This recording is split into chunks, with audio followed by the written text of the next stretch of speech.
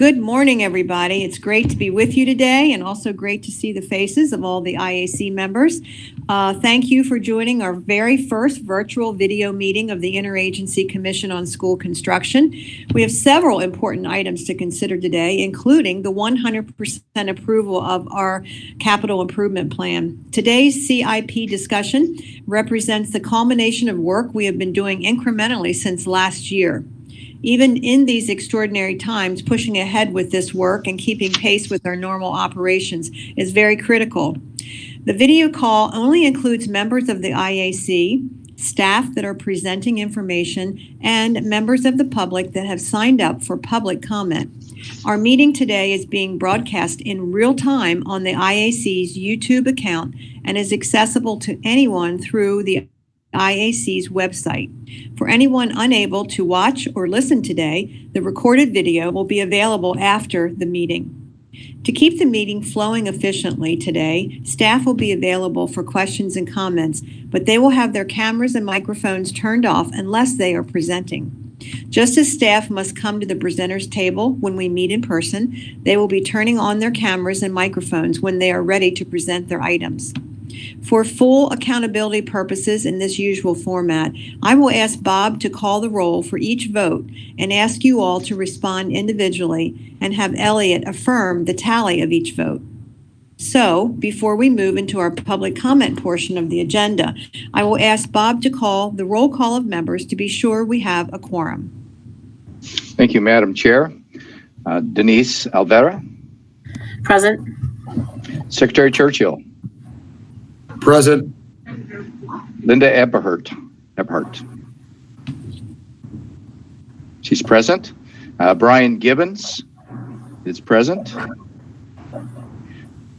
Senator Kassemeyer. Casemeyer here. Casemeyer is present. Senator Lala. Present. Senator or Secretary McCord. Present. And Superintendent Salmon. Present. Only member Lombardo is missing currently. I'm here. Oh, hello. Thank you. Thank you. And Dick Lombardo's here. Thank you.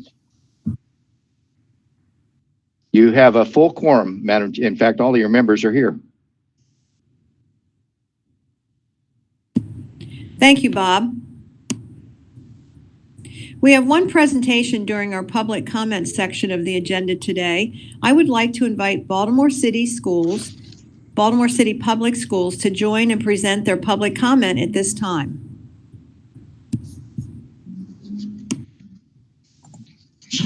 Good morning. Good morning, Dr. Salmon, IAC Commissioners, and Mr. Gorel. Thank you for the opportunity to speak with the Commission on City Schools CIP allocation. I'm sorry, this is Cindy Smith. If you could state your name, thank you. I'm Cynthia Smith. I'm the Director of Facilities Design and Construction for Baltimore City Public Schools. So thank you for the opportunity to speak today. I come to talk about concerns with the allocation of the City Schools CIP appropriation. On April 17th, 2020, Baltimore City Schools staff received a letter regarding the balance of funds in the reserve appropriation account for city schools. The letter indicated that a response was requested by April 23rd. On April 23rd, Baltimore City Schools responded via email that we agreed with the allocation for 2 projects, but that we would not be prepared to allocate the remainder of the funds until after the 100% CIP allocation at today's meeting. This is partially due to the past history of recycling our contingency funds and to last year's action where 10% of the CIP funding was withheld and given to a supplemental appropriation, and city schools had to rely on our reserve appropriation funds to cover that shortfall for all of our projects. We would like to additionally note that the COMA regulations only require that reserve appropriation account funds be allocated to a new project within 2 years of their original allocation to the reserve appropriation account. Given that the majority of funds in our reserve appropriation account, all but 1.1 million, were placed in the reserve appropriation account on November 14th, 2019, these do not need to be allocated to new projects until November 2021. On April 29th, we received notification that the IAC would be allocating our funds for us since we did not do so. So on May 1, we sent a list with our requests, as well as concerns that there is no requirement that the allocation be appropriated at this time. Therefore, in the list of our requests, we identified funding of $5 million for the Furley project based on an agreement between the IAC staff and legislative representatives for Baltimore. Furley Elementary building, just so everybody is aware, was closed due to health and safety issues, and the students were relocated to a temporary facility. We are concerned that our request is not acknowledged in what is being presented to the IAC for vote at this meeting. Because our requests are not being acknowledged, we will now be in a position to having to rescind projects again. These projects being supported by the IAC staff are projects we are holding due to internal decisions being made by our senior leadership related to the district portfolio. As such, we would respectfully like to request that our reserve appropriation funds be allocated per our request and not per the item in the agenda today. Thank you.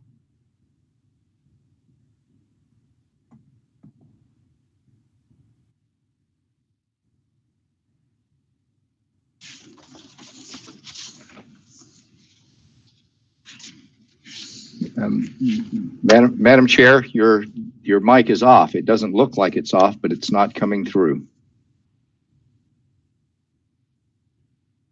I think we have a technical problem. It's not coming through. Maybe you should log off the meeting and then come back on again. Thank you.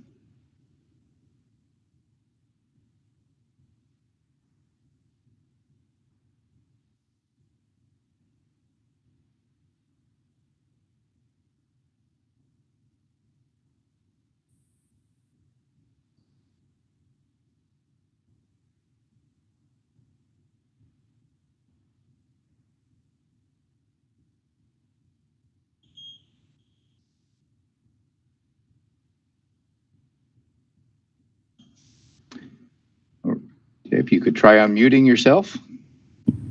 Does that work? Yes, Madam Chair. And probably since we had that problem, I'd just leave your mic on. Thank you, Madam Chair. Thank you so much. So we're going to have Kim Spivey, our Deputy Director of Administration, present an item that's in pages 1 through 3 of your agenda. And that is our status report on LEA requests for contract approvals. Hi, Kim. Good to see you. Yes, good morning, Dr. Salmon. Kim, could you turn your microphone, turn your speakers down just a little bit, please? Okay. Thank you. How's that? Better. Can you hear me? Okay. Yes, it was echoing. Okay. Okay. The item that I'm presenting today is just for informational purposes only. The projects shown in the report have bid dates that fall within February 2020 through April 2020, have received approval by the IAC from February 2020 through May 2020.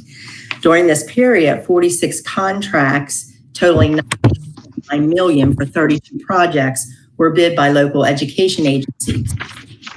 For the construction industry in general, there are certain discussions about potential delays. However, it is our understanding from the LEAs listed in the report that the projects shown are proceeding as planned and scheduled. We've heard from the LEAs that they intend to execute locally and state-funded projects as scheduled.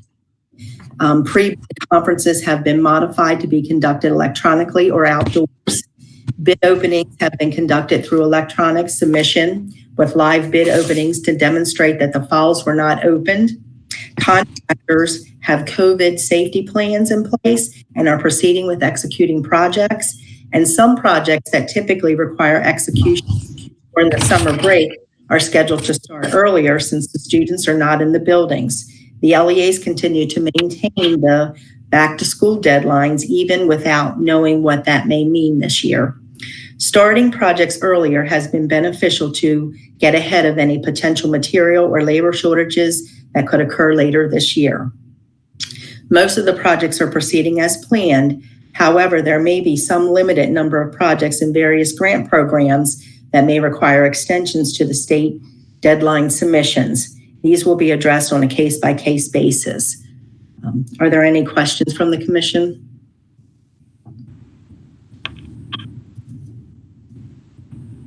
Go on, Kim.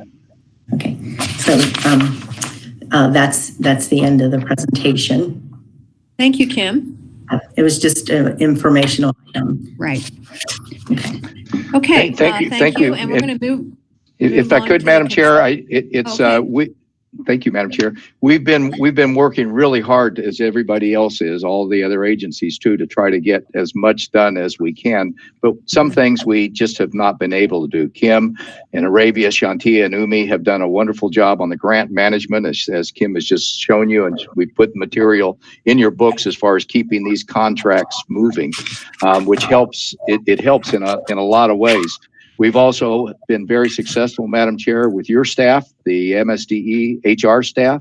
We've got a couple of new recruits that are helping us to build ourselves, our capacity to move things forward. And I thank for that support. We'll introduce them at the June meeting, or maybe wait till we get a live meeting if June is not a live meeting. Even with these successes, we can't do all of our work. The process development and maintenance assessments, both that require site inspections, we haven't been able to do. So we're falling behind on that. And I got to say that as far as the maintenance assessments go, while there's not a statutory requirement of how many we do, we're not going to be able to meet our goals this year. But we'll do our best to try to make up with this. It is important for us to get out there as soon as we can, because there's a lot at risk. And one is developing projects properly, so that whenever you make a decision to fund a project, that it's in as good a shape as it possibly can for the best value. And of course, on the maintenance side, to make sure that we take care of what we have. Thank you, Madam Chair. So on that note, I told I have a meeting once a week with all the local superintendents, and I told Bob a couple of days ago that I was going to bring this issue up with local superintendents to see when they would be comfortable in resuming some of our maintenance assessments. And I think with the exception of one system, everyone said they would be comfortable when we are in stage 2 of the governor's recovery plan. Okay. So I think when that occurs, then we can start making plans to schedule some of those. And again, they just want to be notified well in advance. But I think everybody was comfortable with that being the time that we would start those maintenance inspections. So that'll give you something to plan for. Thank you, Madam Chair. And we have our own personal protection equipment, and we'll respect the protocols, of course, of the LEA. Absolutely. Yeah. Thank you, Madam Chair. That is definitely part of the agreement, is everybody will continue to social distance and also use protective equipment. Okay, let's move on now to the consent agenda. We have our minutes from April the 9th, 2020 on that part, and also a summary of the contract awards. Could I have a motion to approve the consent agenda? So moved. All right. And do we have that was from Denise. Do we have a second? A second, Secretary McCord. All right. Thank you very much. Any questions? All right. All in favor, please raise your hand. Well, let's try that. I can't see if Brian has his hand up or not. It's off camera. Oh, yeah, okay. So you have unanimous, Madam Chair. Wonderful. This is so much easier than calling a roll call. Thank you. Thank you all very much. Yeah, I guess all thumbs up would work too. Oh yeah, okay. Anything. You all can be very discriminating on how you'd like to say aye. Okay. The next item is section 3 of your book, of your agenda, the facility status change item. And Michael will be up here to give us an update on items A through G. Good morning, Dr. Salmon and members of the commission. I am having some issues with my web camera, so I'm going to turn that off and do audio only. I was going to say, you're flashing. That's really amazing. Fortunately, it's working this way on this platform, so I'm going to turn it off. Okay, all right. Thank you, Michael. And I will be scrolling back and forth between a few windows as we go through all these items. So if you are looking at chapter or page 50 of your packet, we have several facility status change items this week, this month. A few of which were held over from last month because of the format of the meeting. There are 3 site approvals included in there. That's part of the planning approval process. There is another one that will be coming next month for Charles County Elementary School number 23. which is still in clearinghouse, but is part of the CIP proposal that we'll be talking more about next month. So to go forward then, the first item here is for site approval for Anne Arundel County Public Schools, the Old Mill West High School site. Anne Arundel County Board of Ed is requesting site approval to enable it to acquire land for the design and construction of a new high school in Severn. The parcel to be acquired, which is 47.9 acres, is directly west of Interstate 97 along New Cut and Grover Roads. The tract is known as the Papa John's Farm and is owned by Anne Arundel County. Anne Arundel County is planning to transfer the property to the Board of Education at no cost. As a follow-up item to this, the high school being planned is for 2,137 students in 9th through 12th grades with a planned opening in the fall of 2024. The Board of Ed approved this site in November of 19 and the clearinghouse review was completed in February. No major issues with the site. Thank you. Any questions for Michael on this particular Anne Arundel County Old Mill West High School site approval? All right, do we have a motion? Can you read the motion, Michael, please?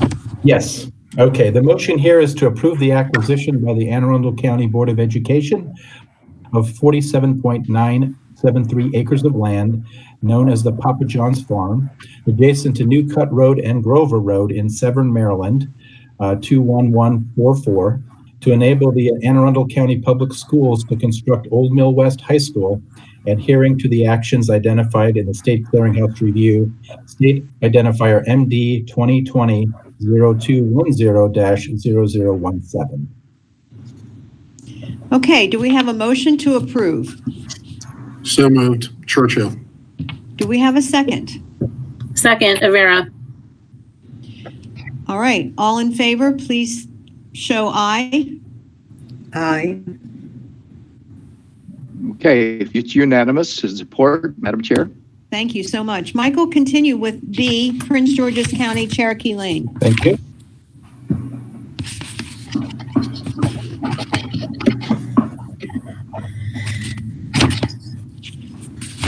The second site approval is in Prince George's County, located at the Buck Lodge. In this case, the Prince George's County Board of Education requests site approval to enable it to use the Buck Lodge Middle School property at 2617 Buck Lodge Road in Hyattsville for the construction of the Cherokee Lane Replacement School. The elementary school will be constructed. The new school would occupy about 12 acres of the site and require limited forest clearance in addition to using space currently occupied by athletic fields. The property is owned by Prince George's County Public Schools as a two-story building. A portion of it will be constructed off-site and set on unconstructed foundations.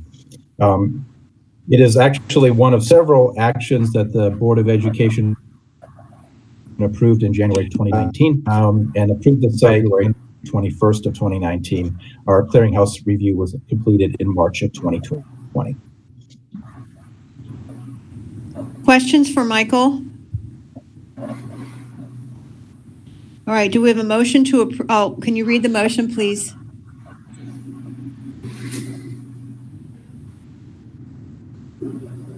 Yes. The motion for this one is to approve the use by the Prince George's County of land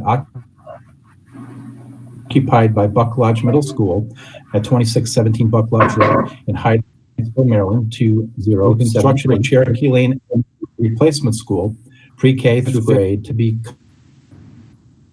co-located on the same property, adhering to the actions identified State Clearinghouse Review 0-0076. All right, do we have a motion to approve? Moved. Gloria Lawler. Thank you. And a second? Second, Case Mark. All in favor, please show aye.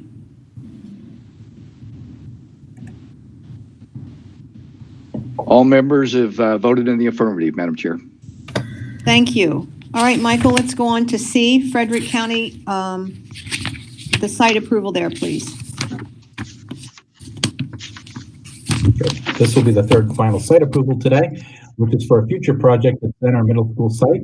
The Frederick County Board of Education is requesting site approval to enable it to acquire land for the construction of a middle school in the city of Frederick. The parcel to be acquired at 29.67 acres is adjacent to the future Tuscarora Creek Elementary School, which is east of Walter Martz Road, adjacent to the Christopher's Crossing development. The elementary school is scheduled to open in the fall of 2026, and the middle school is a future project. The combined site will operate as an elementary and middle school campus. The middle school tract is known as the Sanner Farm and is currently owned by the city of Frederick. The site was offered to the Board of Education at no cost through negotiations with Frederick County and Frederick City governments. The Board of Education is in the process of acquiring the site from Frederick City, and a plat has been approved and a title search and deed are in process. The Board of Ed approved this site actually on July 11th of 2018, and state clearinghouse review was completed in February 2020. We had no issues with this. Any questions for Michael? Would you read the motion, please? Okay. In this case, the motion is to approve the acquisition by Frederick County Board of Education of 29.67 acres of land known as the Sanner Farm, which is tax map 57 and part of parcel 18, adjacent to the future Tuscarora Creek Elementary School, located east of Walter Martz Road, Ring Run Circle in Frederick, Maryland, 21702, to enable the construction of Sanner Middle School, adhering to the actions identified in the State Clearinghouse Review, State Identifier MD 2020-0102-005. Do we have a motion to approve? I move. So moved, Churchill. Okay, sounds Do like we have a Linda is second? first, and it sounds like Secretary Okay. Churchill's second. Great, thank you. All in favor, please show aye. Madam Chair, with your vote, all votes are in the affirmative. Excellent. Michael, let's start with the property transfers. This will be section D, Okay, page we have 4 56 of of your these. packet.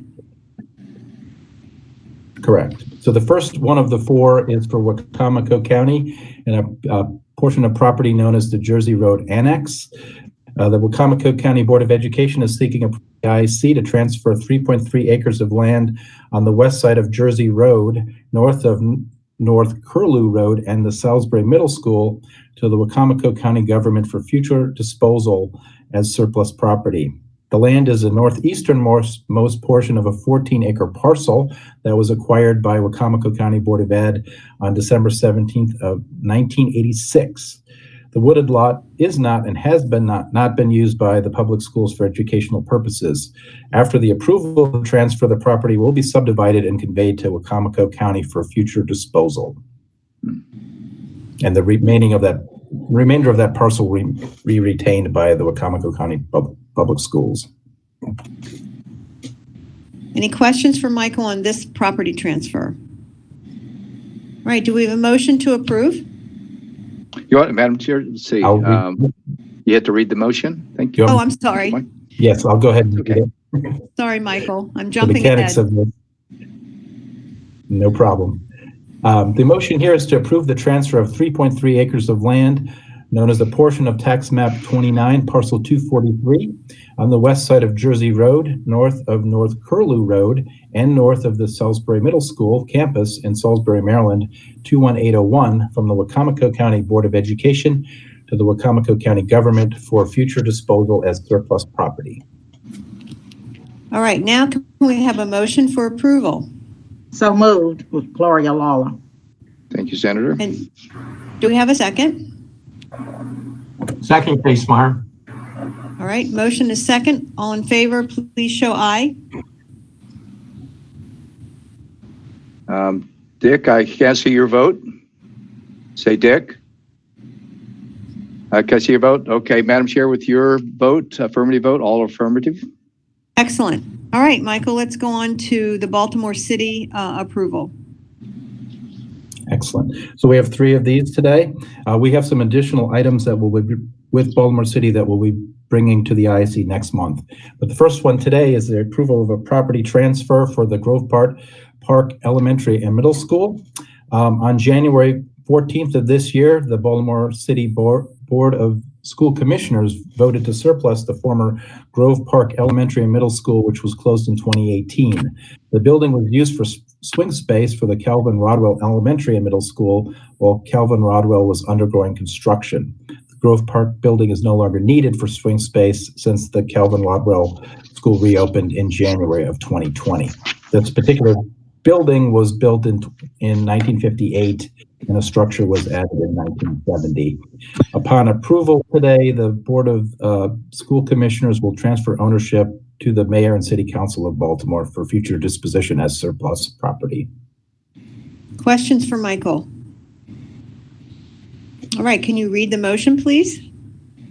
Okay, the motion is to approve the transfer of the number 022 Grove Park Elementary Middle School at 5545 Kennison Avenue in Baltimore, Maryland, 21215 from the Baltimore City Board of School Commissioners to the Mayor and City Council of Baltimore as approved by the board on January 14th, 2020, with the agreement that the city government will reimburse the state the outstanding bond debt service in the amount of $2,844,159.99.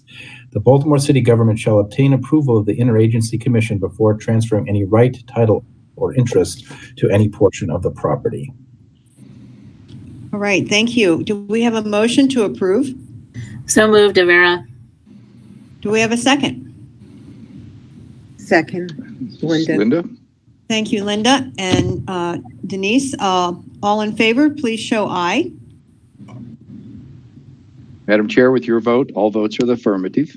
Excellent. Michael, would you please do the Baltimore City Sarah Roach property, which is the last one in our property transfer items today? We actually have a second of third Baltimore City item for Martin Luther King Jr. Oh, that's Elementary. correct. Thank you. Okay. Yeah, so thanks for everybody's patience as we work through all of this material today. Yes. There are a lot of items. So in this case, it's a similar item. All three of these are quite similar in terms of the transfer for future disposition. In this case, it is for the Martin Luther King Jr. Elementary Middle School, which is on Greenspring Avenue. On January 8th of 2019, the Baltimore City Board of School Commissioners voted to close and surplus the Dr. Martin Luther King Jr. pre-K to 8 school building back to the city of Baltimore in June of 2020. This building was built in 1973, and a library media center was added to the facility in 2001. Upon this approval, the Board of School Commissioners will transfer ownership to the Mayor and City Council of Baltimore for future disposition as surplus property. Any questions for Michael? All right, would you read the motion, please? Okay. For this one, the motion is to approve the transfer of the number 254 Dr. Martin Luther King Jr. pre-K 8 school at 3750 Greenspring Avenue in Baltimore, Maryland, 21211 from the Baltimore City Board of School Commissioners to the Mayor and City Council of Baltimore, as approved by the board on January 8th, 2019. With the agreement that the city government will reimburse the state the outstanding bond debt service in the amount of $397,569.99 by the scheduled dates provided by the state treasurer's office. The Baltimore City government shall obtain approval of the IAC before transferring any right, title, or interest to any portion of the property. All right. Any questions? All right, do we have a motion to approve? Linda's made the first. All right, do we have a second? Second, Ralph McCord. All right, we have a motion, a second. All in favor, please show aye. Senator Lala? I can't see your vote. Senator Lala? Madam Chair, with your, and Senator Casemeyer, did you have your hand up? Thank you. Okay, Madam Chair, with your vote, everybody is affirmative. Excellent. All right, Michael, proceed. Okay, finally today, we have the Sarah Roach Elementary School transfer in Baltimore City. On January 14th of this year, the Baltimore City Board of School Commissioners voted to surplus the Sarah M. Roach Elementary School, which will be closed at the end of the 2019-2020 school year, and to surplus the building back to the city of Baltimore.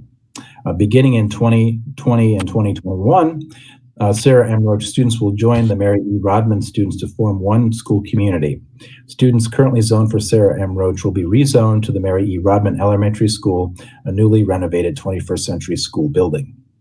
This particular building was built in 1971, and a library and media center was added to the facility in 2008. Upon approval, the Board of School Commissioners will transfer ownership to the city for future disposition as surplus property. Any questions? If not, would you read the motion, please? Yes.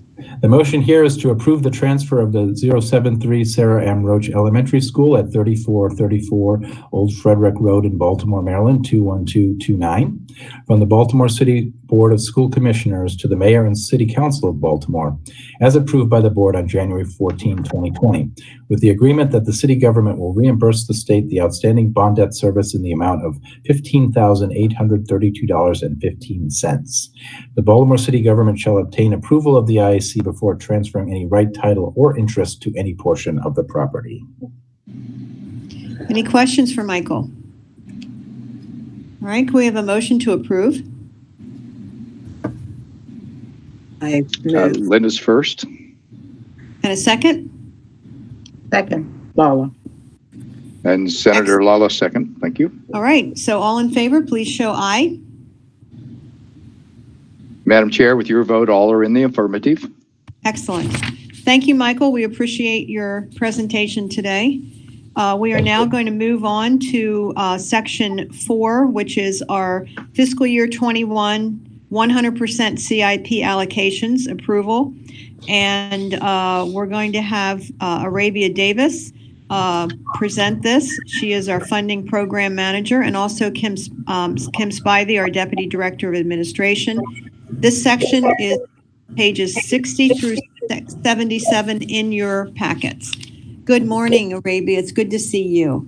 Good morning. It's good to see everyone as well.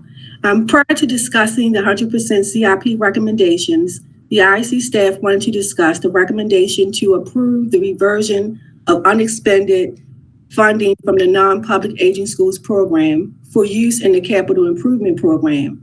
Over $700,000 was not allocated due to project cancellations and schools not requesting full reimbursements. In the past, funding stayed within the program. However, in 2019, new verbiage was added to the law that stated funds unexpended for more than 3 years would go to the statewide reserve funds for public school projects.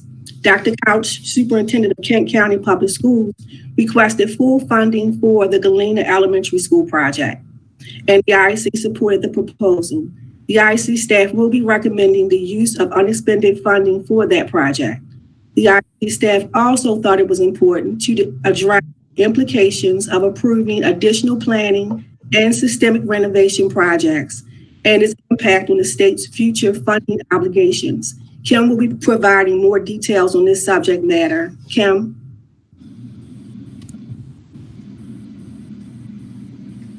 You're muted, Kim.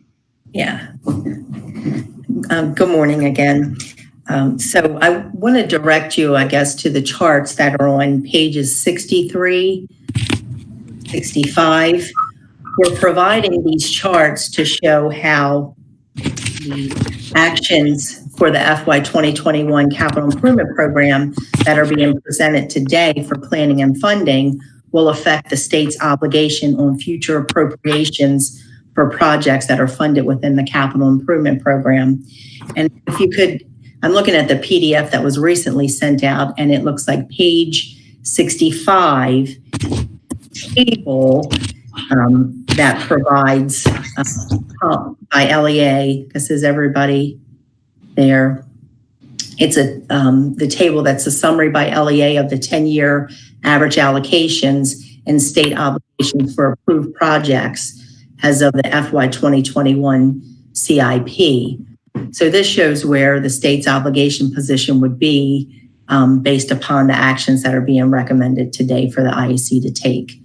The chart here is by LEA. The first column shows the LEA 10-year average allocations from FY 2010 through FY 2021. The second column shows the amount of state obligation that's remaining based on the actions that would be taken by the commission today.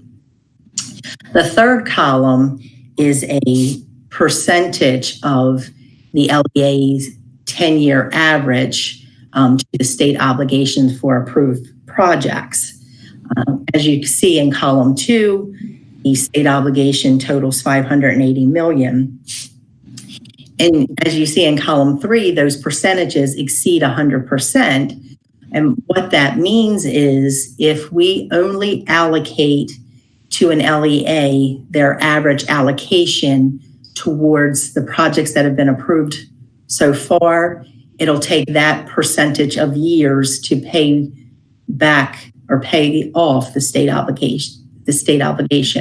So for instance, in the situation where an LEA has a 547% state obligation, that would take 5.6 years of that annual average in order to meet the state's obligation for the projects that have been approved so far.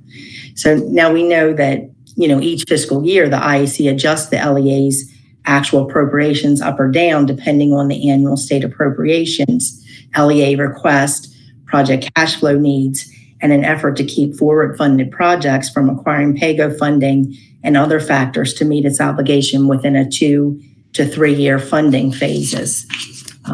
So if you look at the totals, the 580, it will basically take us approximately 2 years of the anticipated 280 million to satisfy the state's current obligation for CIP projects.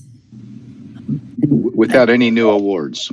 Without any new awards, that's correct. And then if you move back in the PDF to page 63, this is a graphical representation of those figures that are provided in the table on page 65. The blue bar represents the LEA 10-year average allocation. The red bar next to that is the state's obligation by LEA for projects. And as you can see, there's 13 LEAs that have a state project commitments that exceed their 10-year annual average allocations. 6 LEAs have state commitments less than their 10-year annual average allocations, and 5 have no state commitment of their 10-year annual average allocation in future fiscal years. Maryland School for the Blind is a little bit unique. They have a large average allocation based on some major projects that have been funded over the last few fiscal years, and they're eligible to continue funding in this program through FY 2028. However, based on their current future requests, we don't believe that they'll be requiring their annual amount in the future. I believe they just have one more project to present for IAC approval or funding. So, and then the blue line is those percentages. And so it shows the proportion of the LEA's anticipated future fiscal year annual appropriation average that will be required to meet the state obligation for their projects approved for planning and funding to date. So this. Can I ask a question, Kim? Yes. So, for example, the one that's really off the chart is Cecil County. That it says it's going to be what? That's the 902%. So that's 9 years, right? Yes. Is that because they are behind in fixing their schools, or because normally they don't get, in the last 10 years, they've gotten very few dollars compared to others. So I think we have to make sure that that we're comparing the right things here and don't overreact to this chart, because that just shows, that they've, in the first 10 years, they got 3.8 million, and then they need 35 going forward. But in the scheme of things, that's not a lot of money. So, you have to be cautious about how you interpret this chart, is my point. Yeah, yes, correct. And that's where I mentioned that we do, as a state and as the commission, with our 280 million annual allocation, try to meet our obligations within a 2 to 3 year phasing of funding. And our current backlog is at the 580 million. So that'll take 2 years of the 280 to reduce that. But at the same time, as we reduce, we'll add new projects. So yes, you're right. It's I think what it does show is that the allocating on the average basis won't meet the needs to be able to pay back the state obligation in a 2 or 3 year period for some jurisdictions that may have an average that's low. And that's where each year there's some jurisdictions that don't request up to their average. And so we're able to do that portion and then, adjust it statewide. So Exactly. do that adjustment statewide. That's correct. Okay. So that's Madam Chair, if I could, for the members, this is where we have to, and the IAC always has shaved off of some of the larger LEAs particularly, so that the smaller LEAs that only do a school project every once in a while, and it's a very large amount of money when you do a whole project that they need really all at once. If you had bonds, you would go buy bonds enough to pay it off, but even that might not work for them. So we, at the next June meeting, and we presented to the funding and assessment work group for you some thoughts about how could we do this formulaically rather than a black box of who we shave and how we shave, so that the amounts of dollars can be more predictable for everybody. And possibly even with a revolving fund, that on the years you don't need it, you could put it into a revolving fund so that others could use it, but we keep track of that so that it's very transparent for everybody. Thank you, Madam Chair. Thank you. That helps a lot. Okay, go ahead, please. And the chart on page 64, so this is provided to show again, our estimated backlog over the next 5 fiscal years. The state appropriation of the 280 million is shown as the green line. It does not take into consideration other sources of funding, prior year appropriations that we use to allocate, or the EGRC funding.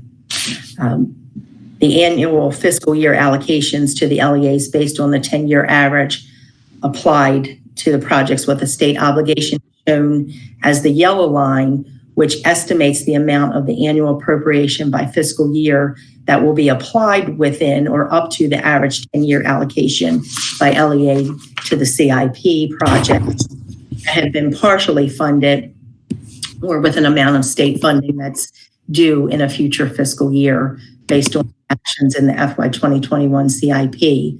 And it doesn't take into account project schedule or a cash flow need, that line. The red line shows the 580 million balance of state obligation for approved projects at the end of fiscal 2021 and how it's reduced each year as the estimated annual LEA allocations are applied. And then the blue line is a projection or an estimate that shows the amount of state obligation that could be approved each fiscal year to maintain a balance of 570 million.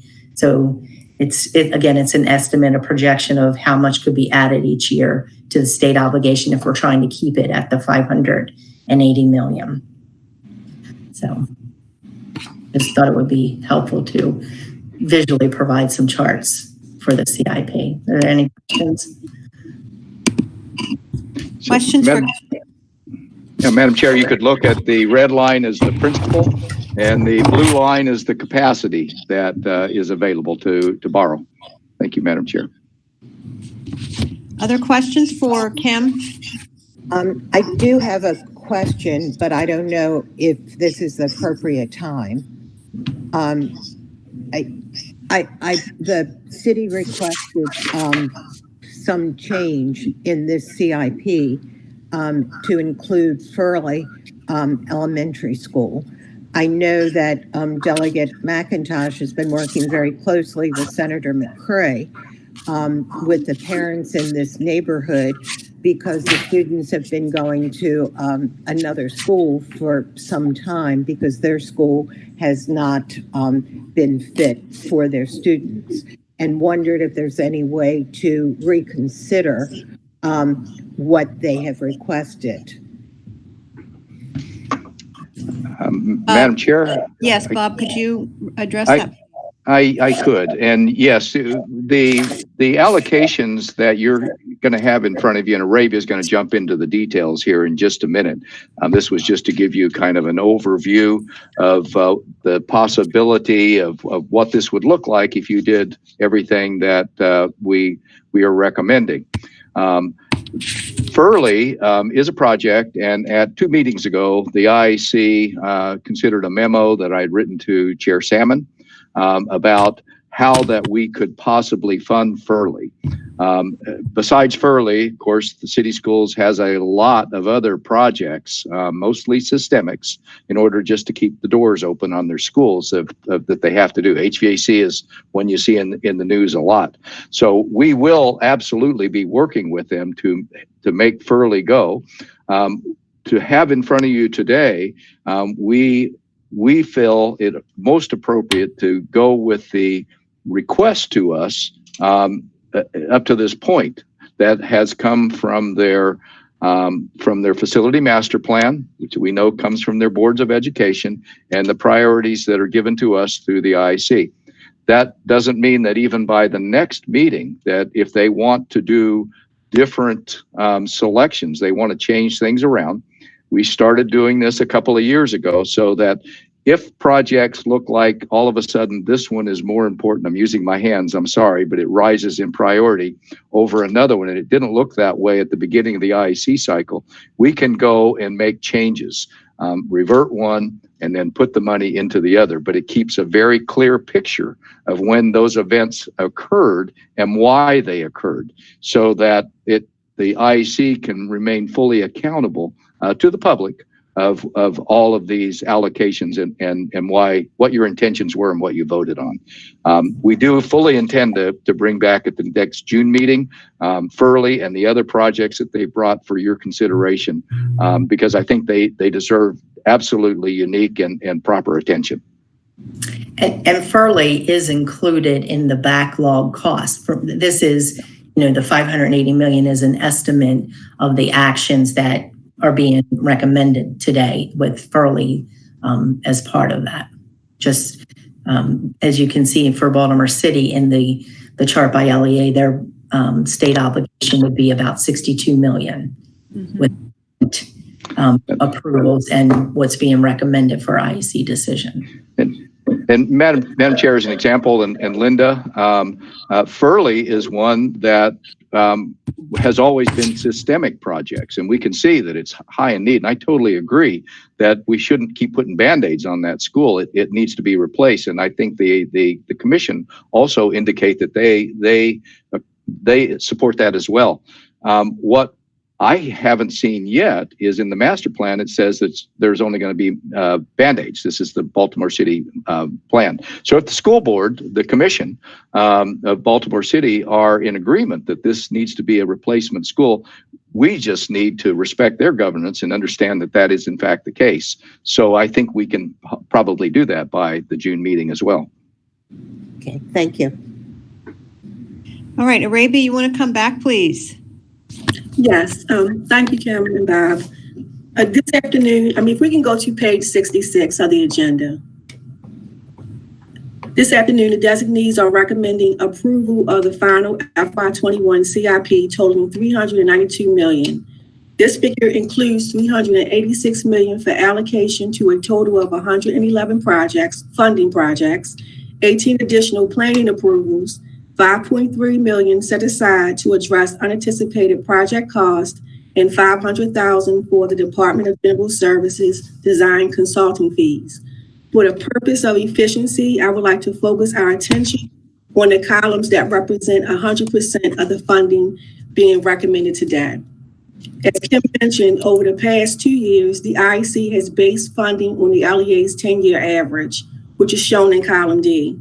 If you compare column D and G, which details the recommended new authorization, and look at Allegheny County, you'll notice that their 10-year average was 4.9 million. However, they only requested 1.1 million, leaving the funding that could be applied to other needed projects in the state. If you compare column D and G again and scroll to Baltimore City, you'll see that there is a 1% difference in the funding being recommended. Also take a look at Kent County. The LEA's average is far less than what they are requesting. However, because Allegheny and Calvert requested less than their average, we were able to provide a larger amount of funding. As I mentioned, a more in-depth discussion on the LEA's 10-year average will be presented to the commission at the June meeting. There's also the new Cherokee Lane Elementary School project in Prince George's County that was approved for funding through the Innovative Incentive Pilot Program in the FY20 CIP. Bob, did you want to discuss this project? Well, Madam Chair, that is one that we may have to come back and request changes on, as an example. That project is one that took advantage of the incentive program, where if they reduce the average cost per student by 30%, that they could receive a 20% bonus, additional dollars on the state share for that project. It may not work out like they had planned, and they may not be able to achieve the bonus. The costs are much more than they had came to us with. I got to say that I think they're working very, very hard on this. This is one that was mentioned earlier by Michael. They're trying to build some components off site and then bring them in, and they're really trying to be innovative. But it's very hard, and I got to say that the size of the school has increased. One of the easiest ways to control a project is on gross square footage, and they're still wrestling with that. The project expanded, and so did the dollars. They also believe that they may need to put more students in. So we've got a number of things to reconsider, and we'll bring that back as an adjusted project at a later date. That makes sense. Thank you for that explanation. Yes, Madam Chair. Right. Thank you, Bob. If we can go to column H, which lays out the reserve prior appropriations as of April 9th. While staff did follow most of the LEA's priority order, we were unable to comply with the city's request because additional information is needed. The total prior year appropriations applied to Baltimore City's FY21 CIP is a little more than $25 million. In addition, Howard County is requesting that a portion of their prior year appropriations be removed from the Talbot Springs Elementary School replacement project and reallocated to the Hammond Middle School boiler project. We expect that any amendments to the FY21 CIP for recommended approvals will be presented at the June meeting as well. The next column does have a duplicate heading, a human error. This column represents reserve funding from the Energy Efficiency Initiative and supplemental appropriations reserved for specific LEAs, as well as a non-public aging schools program. Column I represents a combination of all the funding sources covered thus far. Column J provides a breakdown of prior year and current enrollment growth and relocatable classroom funding. The funding under this column includes $2.3 million in reserve EGRC and $50 million in FY21 funding authorized by the capital budget bill. The $10 million increase to this funding source accounts primarily for the $9.4 million included for Baltimore County and a slight bump for the other LEAs eligible under this program. The next column includes an additional $25 million in enrollment growth and relocatable classroom funding authorized in the capital budget bill that has a stipulation that funding from this resource shall not be used or not be based on the state local cost share. Therefore, these dollars were added on top of individual project allocations. A good example of coming together for a common goal is that Caroline County again elected to reduce their new authorization to support other LEAs by applying their additional EGRC funding to Greensboro Elementary School instead of requesting that it be held until the next fiscal year. Given troubling times, the silver lining is that these recommendations do present an opportunity and a climate for the state to continue to lead and provide and create learning environments that help every child in every seat transition into an improved learning environment that garners academic success. With that, I stand for questions, or if it's your preference, we can discuss individual projects. Thank you very much, Arabia. Questions for Arabia from members? Hey, Bob, Ed Casemeyer. Yes, Senator. I got right during this meeting, an email from Rachel Heiss, and I think you did it, but it just says that the General Assembly intended for the allocations in the capital budget to provide funding for the enrollment growth and relocatable classroom program. So is that done? We did. It was not formulaic this year. It was specifically applied, and we did it. Yes. Okay, thanks. For the capital budget bill. Yes, Senator. Thank you.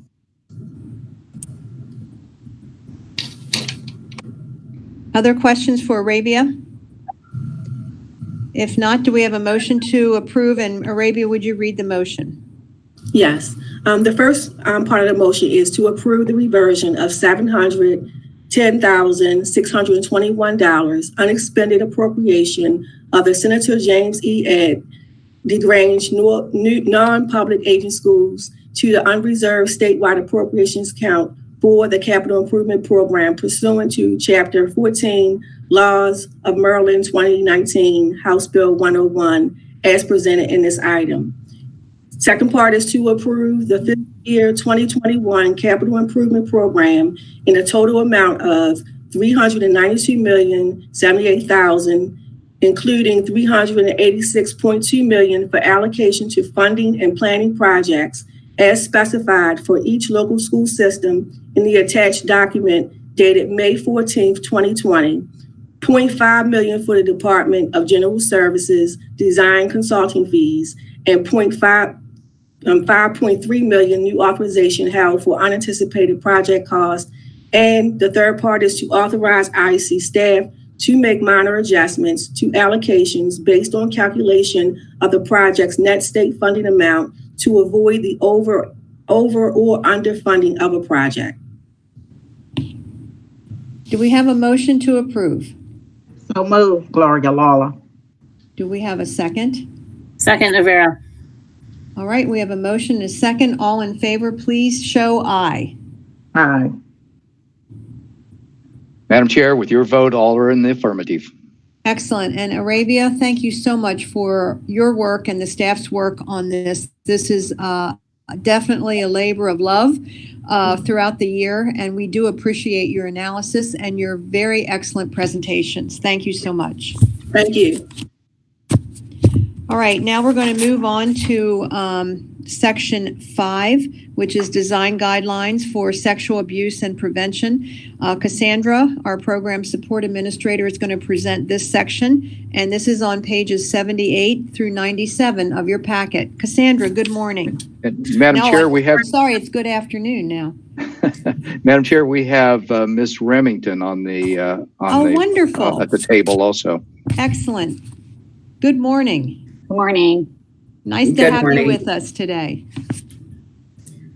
So, Madam Chair, in February, you reviewed a draft of the Maryland Guidelines and Best Practices for the Design, Assessment, and Modification of Physical Facilities and Spaces to Reduce Opportunities for Child Sexual Abuse. Based upon your comments at the meeting, we're presenting you with a revised draft today for consideration.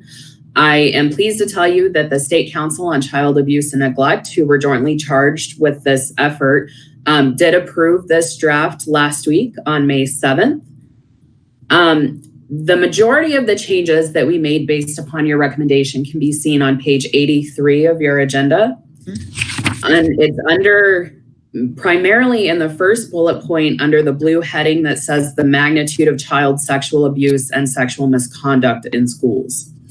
So we worked with the staff of the State Council on Child Abuse and Neglect, which is Claudia Remington, who's here with us today to answer any questions you might have, to clarify that the statistics we were citing in that paragraph were nationwide rather than Maryland specific, and that the stats may not have been specifically for sexual misconduct that occurred on school premises. Yes, thank you for doing that. That was majority very of the conversation. important. Yes. We did make some other minor technical revisions, and of course, we modified the citations accordingly. With that, Ms. Remington and I can stand for questions.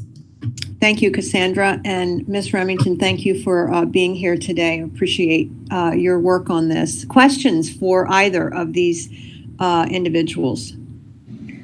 I don't have a question, but I do have a comment. Certainly, Linda, go ahead. As the newbie on the IAC and as an educator, I am just very impressed with this document, especially when I read it as an educator for 42 years, that you have involved teachers, educators, parents, community to look at the facilities to say, this is what we could do better. This is where we could see things. And I really appreciate the thoughtfulness that's gone into this document. I know how difficult it is to go from beginning to end, and I just think it is well done. Thank you very much. Thank you, Linda. Thank We appreciate you. comments. Other questions or comments on the document before we take a vote? Madam Chair, just a comment. Yes, Secretary. I want to express my appreciation for the diligence of going through that document and preparing a good balanced document focused on safety of the children, focused on the children's.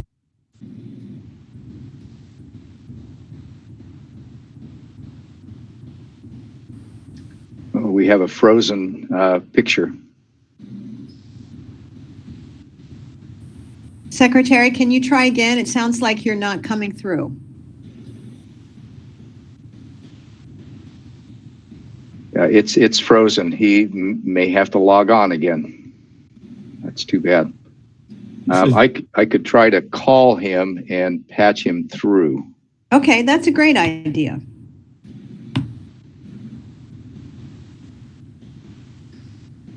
It may be the broadband, pipeline might not work well where he is. And of course, right now the Do It wants me to put in a new password. Of course. Yeah. It's a great time to ask you that, right? It's the way it works. Oh, it's frustrating. All right, everybody, hold on. We'll take a brief pause, see if we can get reconnected to Secretary McCord. I want to give thanks to Zach also, who did a lot of work on this document. Yes, and of course, Joan Schaefer, Joan Schaefer before she retired. Thank you. Let's try.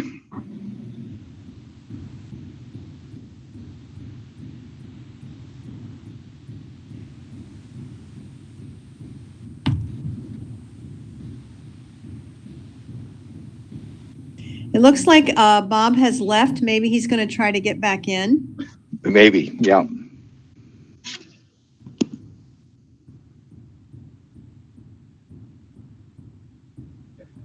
Hi, Rob. I could put you on speakerphone and then just play you through my mic here if you'd like to talk. That's fine. Okay. Can everybody hear Bob? Yes. Hey, it's Rob here. Go ahead. All right. I was just congratulating them for the balance that they took to make sure that all the things that we were worried about as the IAC were taken care of in this report. It's a lot of good work done here. It's safety of the children every day, in addition to safety of the children if there's an incident. So I really do appreciate that work. Thank you. Chair Salmon says thank you. All right. There you go. I'm going to try to join again, Bob. Thanks. All right. Thank you. This is Case Meyer. I have a question. Here's my naive. I may be naive. I'm just asking, not about the report. I'm not criticizing or being critical. I just have a question. The first sentence about Maryland is not required to collect data on incidents of child abuse. Why is that so? Why do we not do that? Collect that data? I will take a stab at it, and then maybe Claudia can fill in. I know we've had this discussion. Sure. It's a good question. I think it may be a matter of funding, but my impression is that there's not a central place that wants to put their hand up and says, we want to be the collector and owner of that data. So I think that's the problem. And Chair Salmon, you're frozen. You may have to log back on us as well. Claudia, do you want to comment on that? Oh, you're muted. Let me try see if I can you're gonna have to unmute yourself. Yeah. Okay. Thank you. I would say that Bob, you're accurate in what you said about not having a place to put the data, but also I think just the stigma around child sexual abuse. There's a lack of data collected, and a willingness and a lack of willingness to collect that data, because I know we just did, together with the health department, Maryland became one of the first states in the country to collect what's called adverse childhood experiences data in our youth risk behavior survey through the school system. And one of the questions that we had hoped to put on that questionnaire was around child sexual abuse. And I think there's a real reticence among adults to really recognize that this is a huge problem and that we really need to address it. And without the data, it's like this COVID pandemic that we're in right now. Without the data, we cannot really significantly address the issue. And that's why we recommend in the report that better data is kept. Thank you. Mm-hmm. I'm back on, Bob. Thank you, I got Chair. frozen at the same time. So did we read the motion? No, Madam Chair, not yet. All right, Sandra? Cassandra, could you read the motion? The motion is to adopt the Maryland guidelines and best practices for the design, assessment, and modification of physical facilities and spaces to reduce opportunities for child sexual abuse. All right. Do we have a motion to approve? So moved, Churchill. Do we have a second? Second, Lawler. All right. All that are approved, please say or show aye. I can't see you, Senator Lala. Yes, Madam Chair, with your vote, all are in the affirmative. Excellent. Thank you very much. Motion carries. And now we will go to Jamie to present the Baltimore City HVAC project allocation adjustments. Jamie, this is on pages 98 and 99. Good morning. Good to see you. Good morning. Thank you, Madam Chair, members of the committee. It's really good to see you all. I am here before you to present one action item, the approval of one Baltimore City extra $15 million for HVAC project allocation adjustment. Chair Salmon said it is on page 98 and 99. Before I read the motion, I'll provide some background and stand for some questions that you all might have. In order to the 2018 capital budget bill set aside $15 million in appropriations for HVAC in Baltimore City schools. In order to expedite that process, at its meeting on August 30, 2018, the IAC waived the applicability of certain COMAR provisions, including the ineligibility of design, the requirement for a local match, and the ineligibility of systems or facilities that have been upgraded within 15 years. Per the email dated 2/27/20, at this time, Baltimore City requests an allocation adjustment for one extra $15 million for HVAC project at Ben Franklin High School. That's number 239. As documented in the email, the old boilers at Ben Franklin High School were replaced with boilers from another school. According to the city, the like-for-like replacement was performed due to a boiler failure that, without an immediate response, would have disrupted the educational program. At the time, project designed for the replacement of two 40-year-old boilers had been contracted and completed, but construction services had not been contracted. So the request is to cancel the construction allocation of $650,000. IAC approval is required for the requested allocation adjustment to be completed based upon the 25% threshold.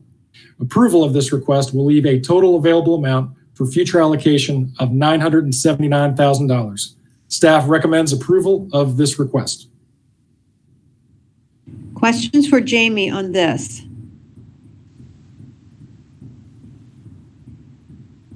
Hearing none, you want to read the motion, please, Jamie? Sure can. The motion is to approve allocation adjustments for one Baltimore City extra $15 million for HVAC project at Ben Franklin High School, number 239, by reducing the original allocation of $717,965 by $650,000 for a revised project allocation of $67,965. Do we have a motion to approve? So moved, Rivera. Do we have a second? Second, Rob McCord. All right, we have a motion and a second. All in favor, please show aye. Madam Chair, with your vote, and Senator Lala, I can't see yours. With your vote, Madam Chair, all are in the affirmative. Thank you. Motion carries unanimously. And Jamie, let's move into the last item on our agenda today, which is an update on the Baltimore City projects. Great. Thank you once again, Madam Chair. Before we deliver item 7, that's an informational item, a status report on the Baltimore City extra $15 million for HVAC projects. That can be found on page 100 and 101 of the meeting agenda.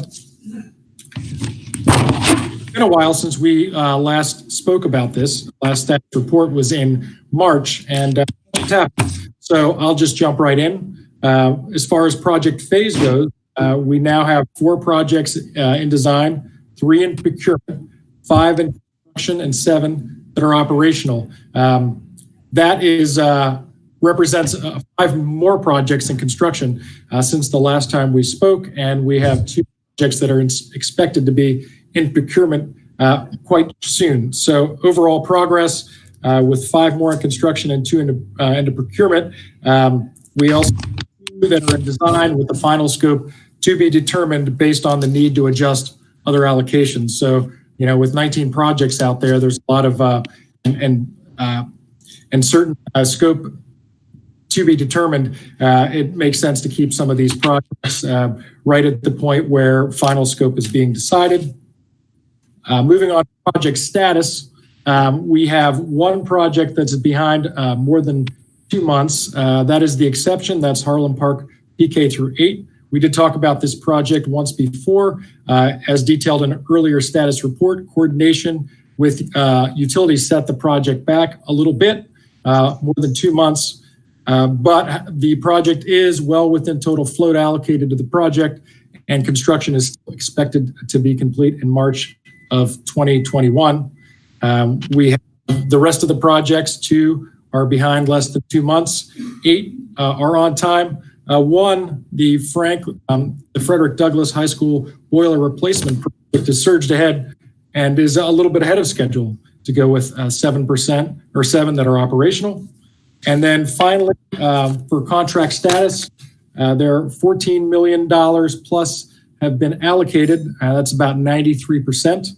As far as contracted projects, we have about $1.3 million contracted. And now we have about $6.8 million contracted for construction, which is a 220% increase since March. We've got a lot of projects now under construction, contracts ready to go. So at this time, we have 58% of all allocations under contract for the extra $15 million for HVAC projects. And with that, I'll stand for some questions, comments. Questions for Jamie on the report on Baltimore City?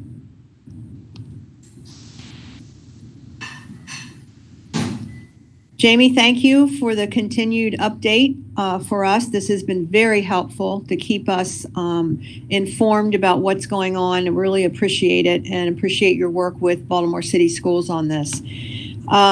This is the end of our agenda today. I want to thank everyone for their participation, and I think it went very smoothly. We had a couple of glitches, but that's to be expected with technology, and I just want to thank everybody, and we will look forward to meeting again in June, and I'm pretty sure we'll be on this venue again. So thanks to everyone.